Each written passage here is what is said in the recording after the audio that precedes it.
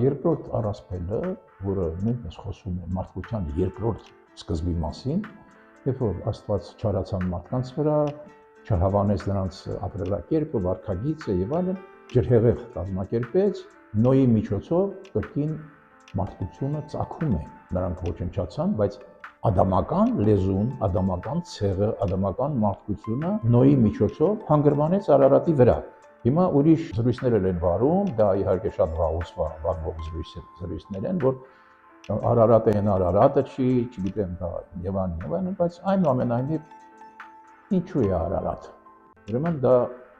ունի իր նախապատմությունը, որ հին աշխարհում նույնիսկ հрьяաները ստեղծելով այս փաստաթուղթը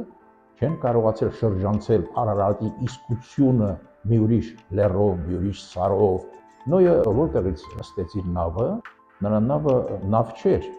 նա տապան էր, այդպիսի տապանով հանգուցյալներին ուղարկում են այն աշխարհ։ Ուրեմն դա մի արգղ էր, ոչ թե նավ էր։ Նա չուներ ընթացք, նա չուներ նպատակ, ինչ-որ ուղղությամբ ինչ-որտեղ գնալու, հասնելու եւ այլն։ Այդ նավը որտեղից բարձրացավ, այնտեղ էլ իջավ։ Թող քամին մի 100 կիլոմետր այս կողմը քշեր նրան։